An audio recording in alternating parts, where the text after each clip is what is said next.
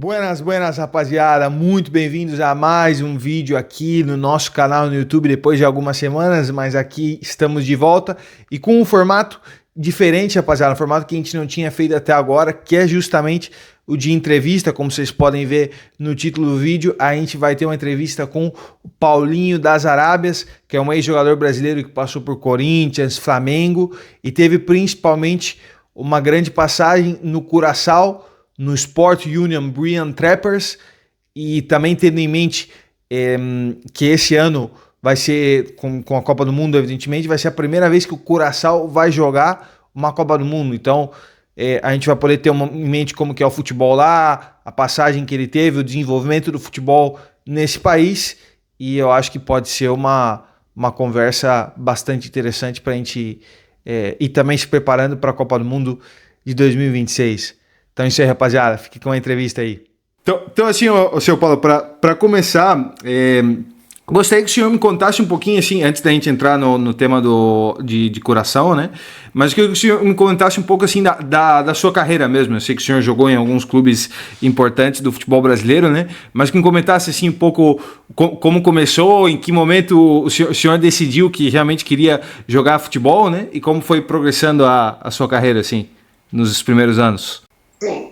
Não, eu comecei a jogar futebol no Rio de Janeiro, no Bom Sucesso. Ok. É um time pequeno, tá, do subúrbio do Rio de Janeiro. Já ouvi falar. Inclusive o nome já diz, do subúrbio local chamado Bom Sucesso, né?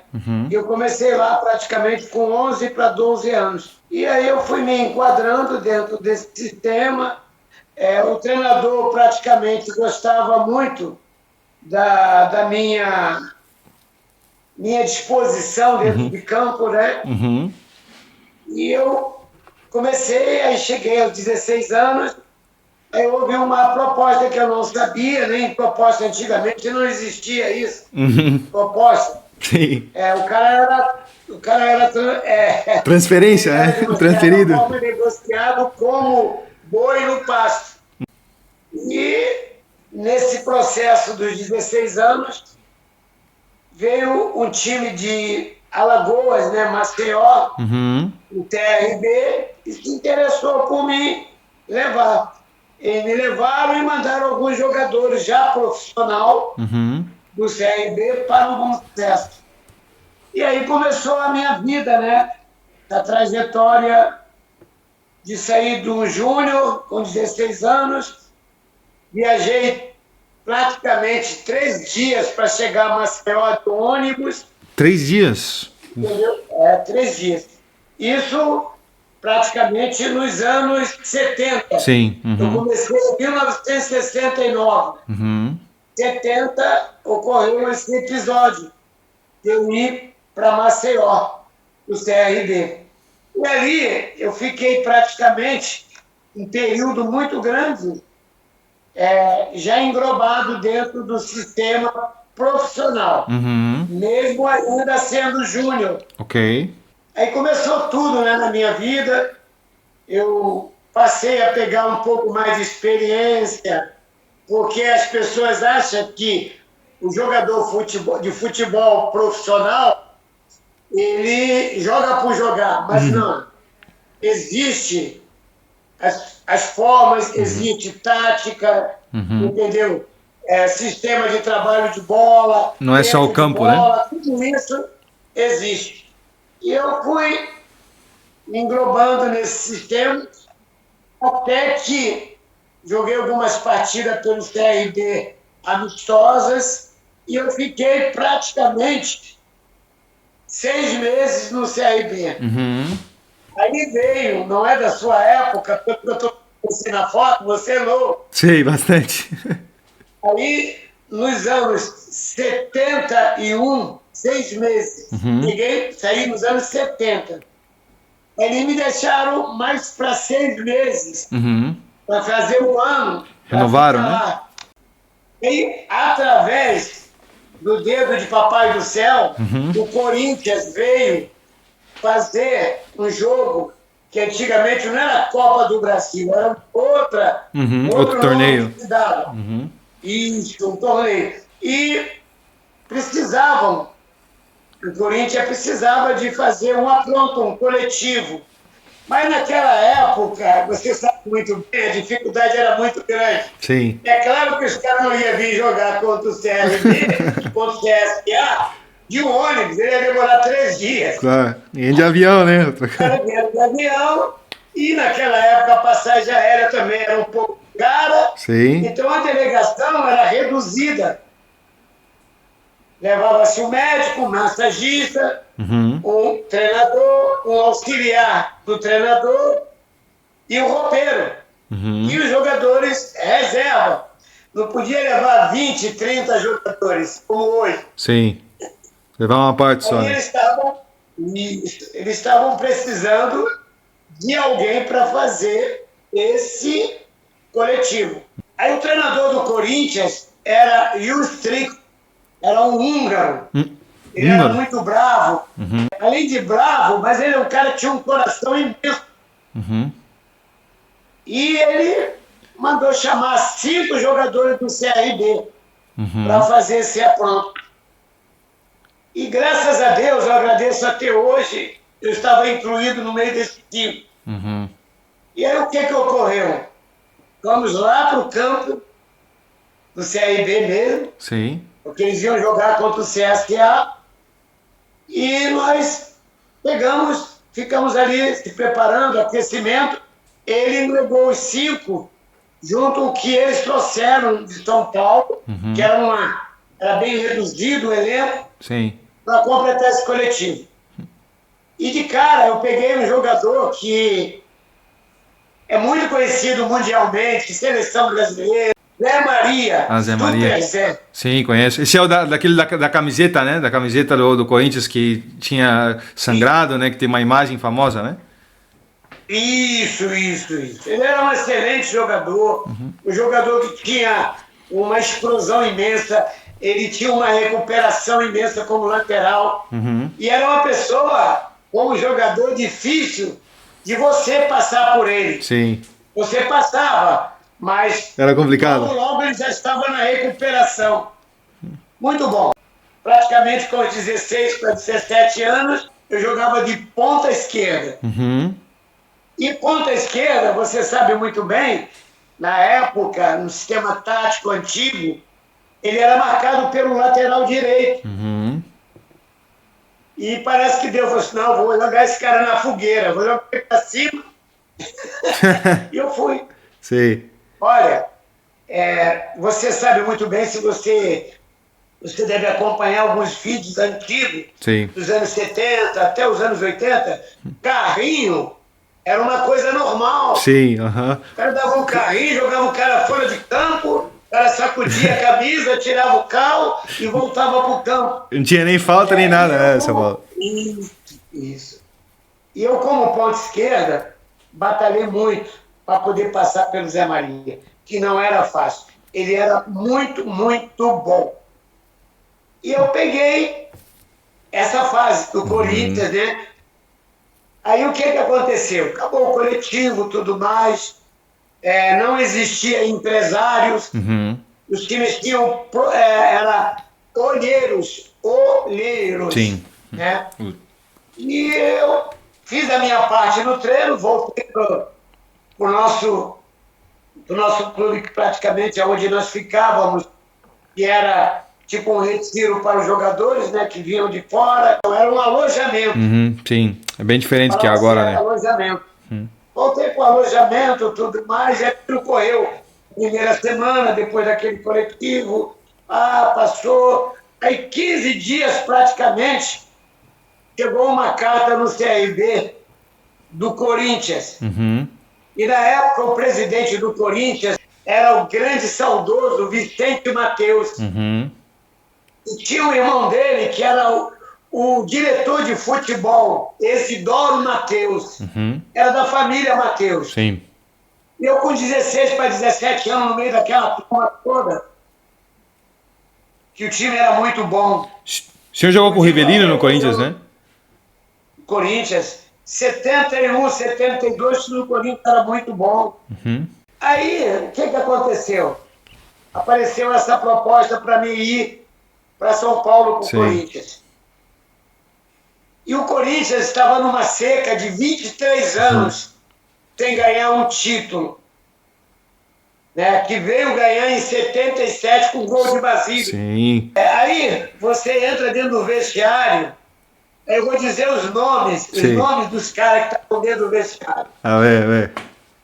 Estava Ado, Baldock, Tião, Laércio. Sim, Laércio, sim.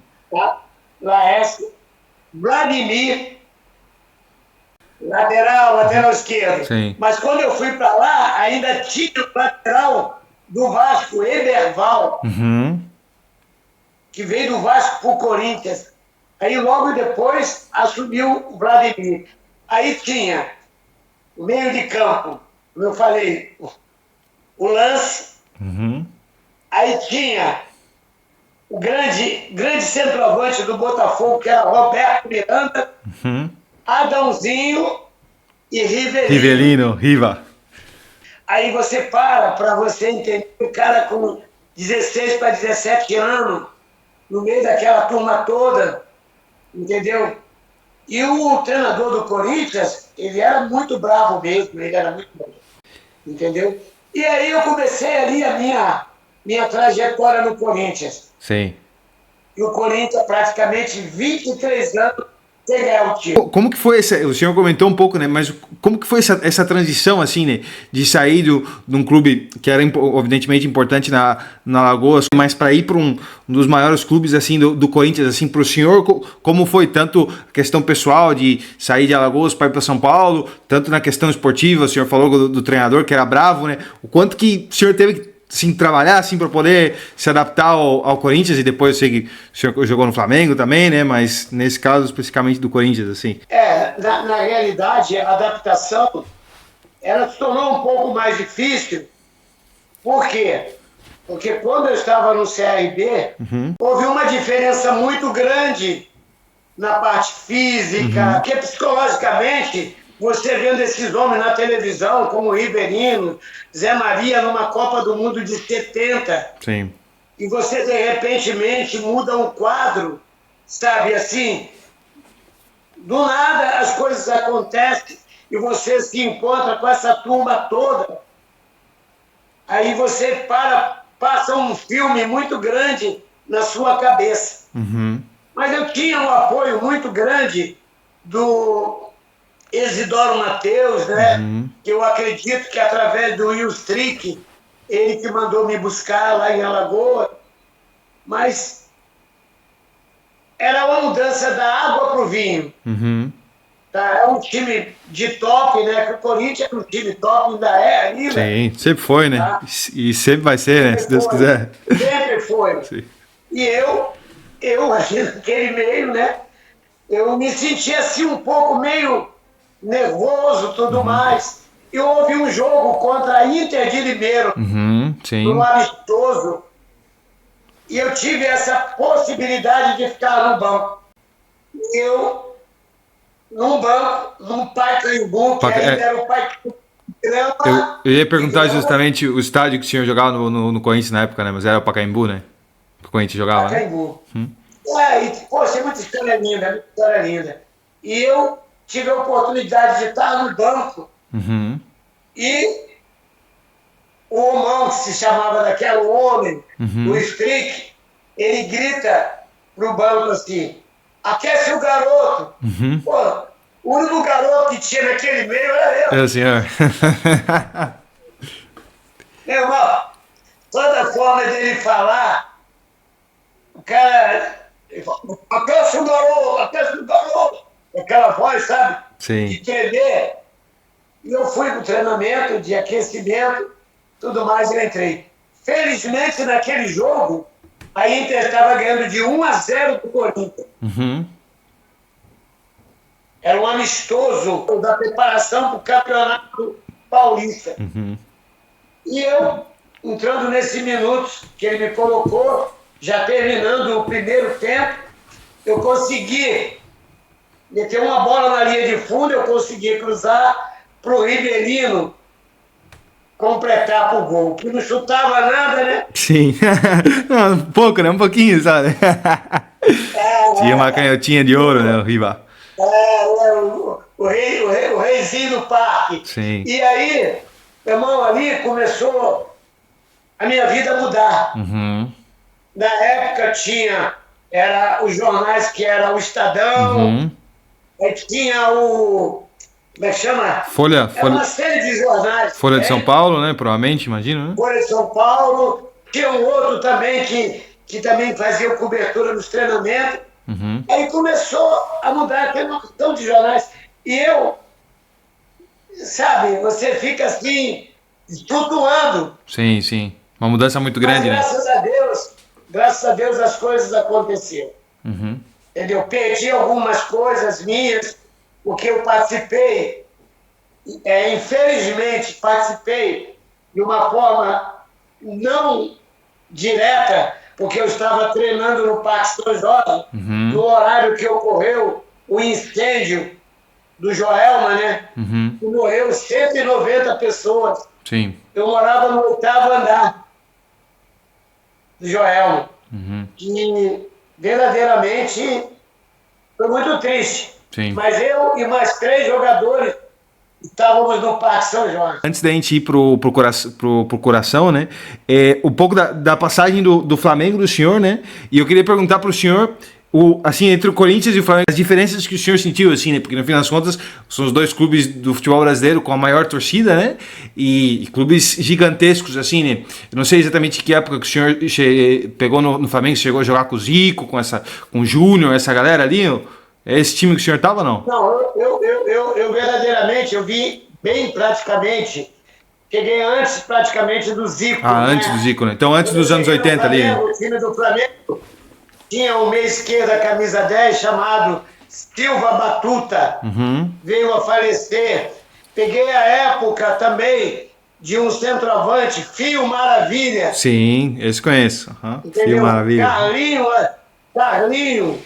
Carlinhos, que era o cabeça de área, que antigamente chamava-se na posição de centeralfo. Uhum. Antigamente era meio mesclado o português, sim. porque em Portugal fala equipo, é goleiro, centeralfo, entendeu? Hoje, camisola, né? Diferente, né? Cabeça de área, né? Meio campista, né? E eu peguei uma época muito boa do Birajara, goleiro Birajara, praticamente o Rogério. Sim. Já chegando o Júnior, que veio, estava na Bahia, Júnior, capacete. Sim. Eles tinham uma base muito boa. Sim. A base era campeão carioca da categoria de Júnior direto. Eu só tinha fera. Sim. Entendeu? E aí eu peguei, comecei a rodar. Entendeu? Fui parar em Santa Catarina, no Figueirense. Então eu rodei Santa Catarina. Olha como é que eu rodei. Florianópolis, né? No Figueirense. Depois eu fui para Brusque. Sim, Brusque.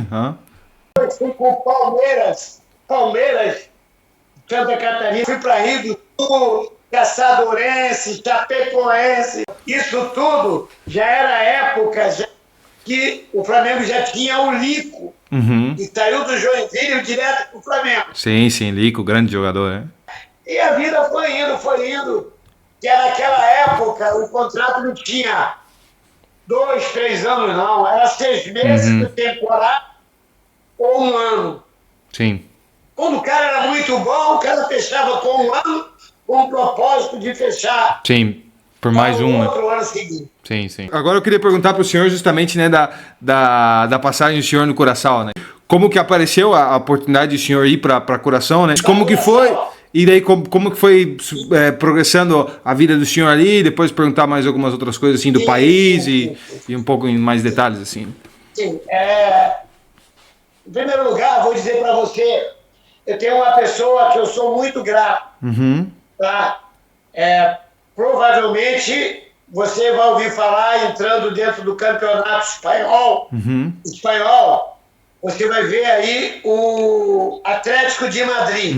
Claro, grande Atlético de Madrid. Tá. A pessoa que me deu a maior força foi Jair Pereira. Jogou aí, foi campeão pelo Atlético de Madrid.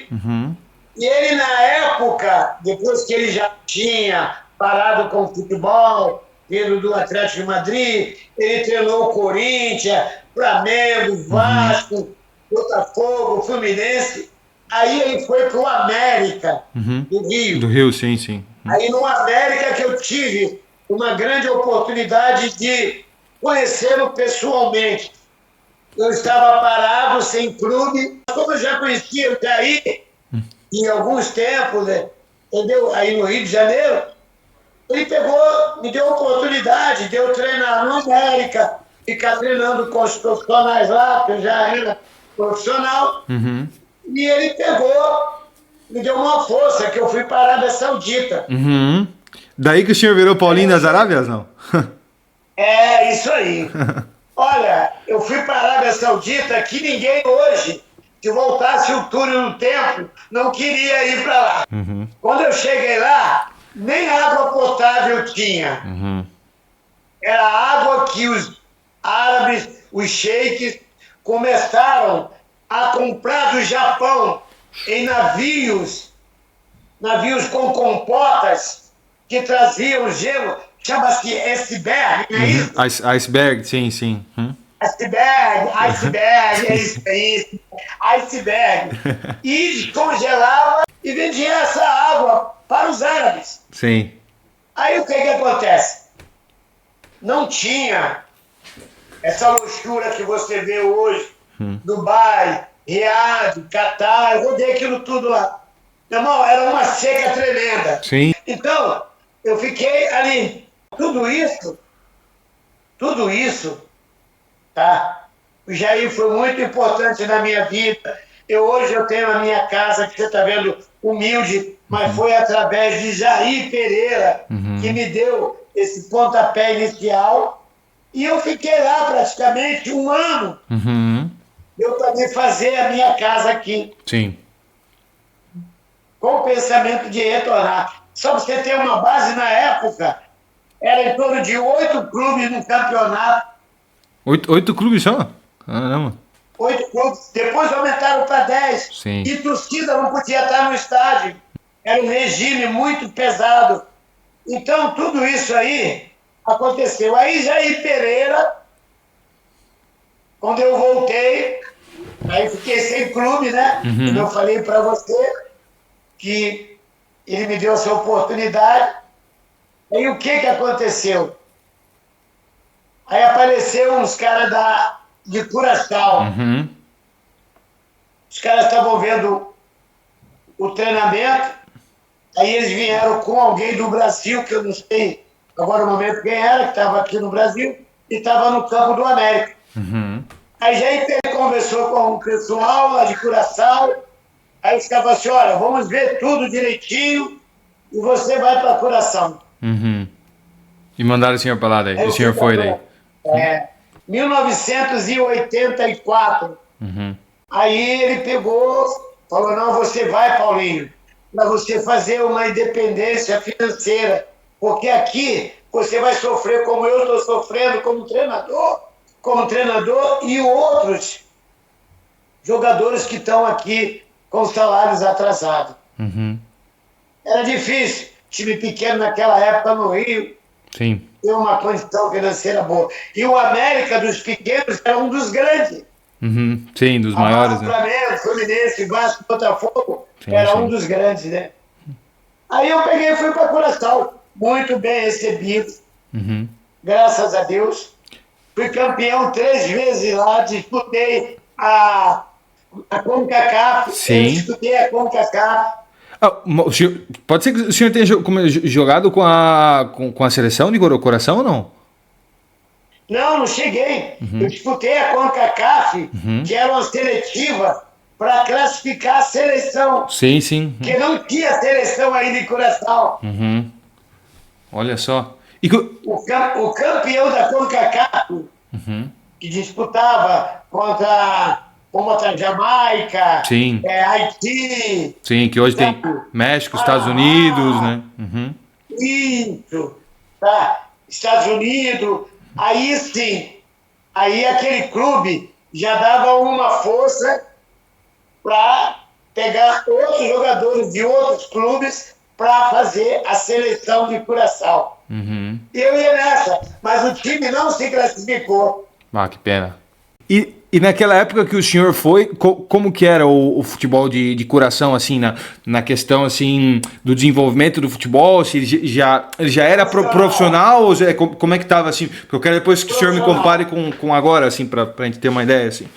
Otávio, meu querido, olha só. Eu praticamente fui para lá como jogador e como um professor dentro de campo. Uhum. O senhor ajudou a desenvolver o futebol, né? Vai ali e tá, tudo mais, organizando um sistema tático e técnico. Uhum. O cara corria muito, rapaz, corria muito. Mas não tinha organização, né? Passava até da bola, passava até da bola. O lançamento, ele não chegava atrás da bola, ele chegava na frente da bola. Uhum. Entendeu? Então você via a dificuldade que eu passei e consegui ser 3 vezes campeão. Uhum. E fazendo gols. Sim. Sendo artilheiro ou coisa assim, não? Isso. Eu fui artilheiro lá praticamente por 3 anos. Uhum. E quanto ao país, assim, como que era a Curação, assim, na questão do idioma, na questão cultural, assim, pro senhor, e como que era o trato do senhor com as pessoas do Curação, assim, me interessa saber também um pouco do povo, assim, deles, assim. Para mim, de princípio, dentro de campo eu não entendia nada. Entendeu? A bola tinha que falar por mim, eu falar pela bola. Falava no campo, eu né? Eu gritava um idioma que não tinha nada a ver com o curaçalenho. Uhum. Que eles falam lá o papiamento. Sim. Falam fluentemente o holandês e o inglês dos Estados Unidos, né? E eu não sabia a linguagem dele, que era o difícil para mim. Sim. E eu dentro de campo, eu levantava a mão e gritava oui. O oui, se eu não me engano, é francês, sim. Eu não sei o que significa. Sim, francês. Eu gritava, levantava a mão, o cara me dá a bola, oui, oui. Aí o cara dava a bola pro outro lado. Uma confusão. Aí o cara me chamou e falou assim, você não fala mais o oui. Uhum. Entendeu? Aí me ensinou como é que se falava o papiamento. Uhum. Para pedir a bola. Sim. Aí que eu comecei a me entrosar. Mas olha, povo maravilhoso. Eu estive agora em 2019, se está dentro do que você perguntou, tá certo? Sim, é isso. Uhum. Povo maravilhoso, tive 2019, fui muito abraçado, muito querido. Quando eu fui para jogar lá, eu tinha um amigo que era criança, tinha 10 anos de idade, um português da terra do Cristiano Ronaldo, da Ilha da Madeira. Uhum. Ele estava vivendo lá e o pai dele era torcedor de um outro time. Esse garoto tinha 10 anos. Uhum. E ele acompanhou toda a minha trajetória dos 3 anos de campeonato. Aí esse menino me acompanhou. E quando eu voltei agora em Curaçao... Encontrou com ele? Encontrei com ele. Ele é dono de uma rede de açougues em Curaçao. E ele conheceu só em me ver passar na rua, ele me conheceu. Aí me abraçaram, pô, você tem que ver que povo maravilhoso. Uhum. E olha, Otávio, lá tem muitos holandeses. Uhum. Muitos holandeses. E eu tive o prazer de, muitas das vezes, almoçar na casa deles. Sabe, você sabe, aquele povo claro, de olhos azuis. Uhum. Entendeu? E eu andava com eles, estava na casa deles, me levavam de carro para os lugares na minha folga. Uhum.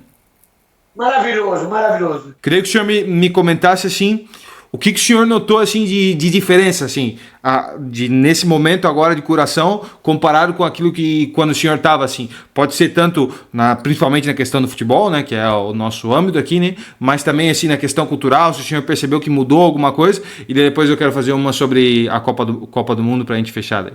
Mas assim, as mudanças que o senhor percebeu assim no país, né? Otávio, quando eu voltei em 2019, já deve estar fazendo o quê? 7 anos? 7 anos, mais, né? 7 anos, né? E já vi uma mudança radical. Uma mudança radical e uma coisa muito importante. Eles têm uma memória muito boa, muito boa. Quando eu desci no aeroporto de Curaçao, tá? O rapaz da imigração já veio me abraçar, veio falar comigo. Pô, você é um brasileiro, pá, puxa vida, eu vi você jogar muitas vezes pelo Subit, tudo mais. Eu falei, poxa, tô vindo agora aqui para poder fazer um documentário. Uhum. A recepção começou ali. E me abraçaram. Quando eu cheguei na cidade de Curaçao, andando, que eu fui em direção ao Isote, meu irmão, aquilo que pareça, eu fui super reconhecido e abraçaram no Isote. Todo momento vinha algum para perguntar, para falar. E o governo de Curaçao estão de parabéns, cara, por tudo que eles promoveram, patrocinaram na minha ida para lá. Sim.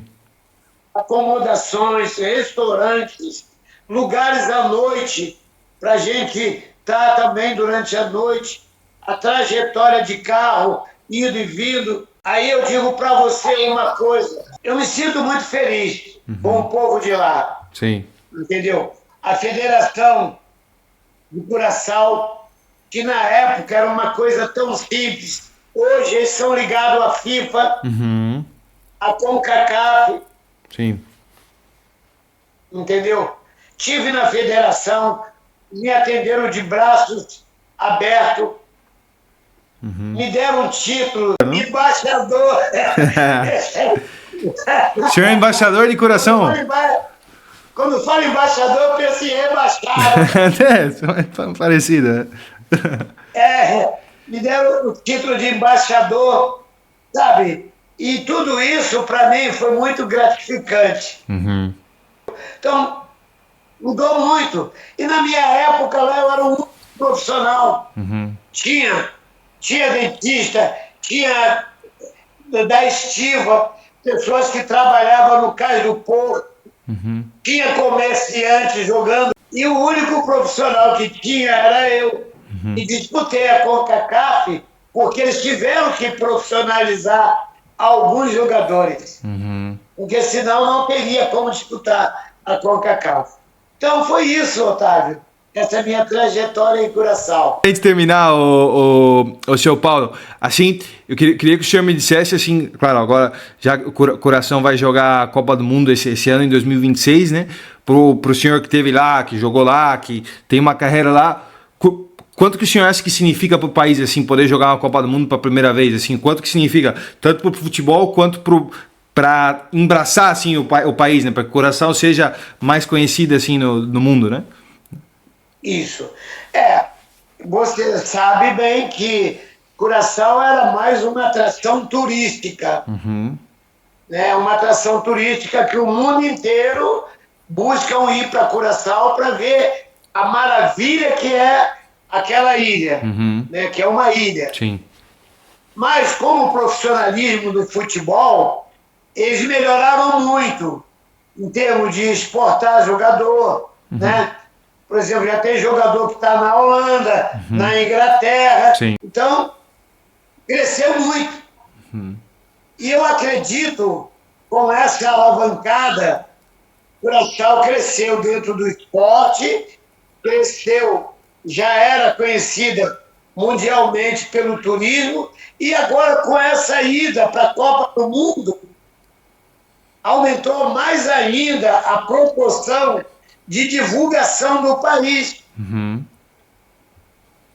Para eles, curaçalenho, será uma honra. Eles poderão estar até no topo, chegar nas quartas finais da Copa do Mundo, como ficar lá na lanterna. No grupo, né? Sim. Ou no grupo. Mas vai ser uma honra muito grande para eles participar pela primeira vez de um campeonato mundial onde só tem terras, países de outro mundo. Então essa foi a entrevista com o Paulinho, rapaziada. É verdade que uma carreira muito interessante que o Paulinho teve, tanto no futebol brasileiro, quanto principalmente no Curaçao, onde ele marcou e se tornou um ídolo nos 3 anos que ele jogou lá, e tem muita lembrança dessa passagem. E espero que vocês tenham gostado, que vocês tenham desfrutado dessa entrevista, né? E provavelmente em breve devam vir mais também que a gente está produzindo. E é isso aí, rapaziada. Se gostou, já sabe, né? Deixa aquele like, comenta o que achou do vídeo aí, compartilha também.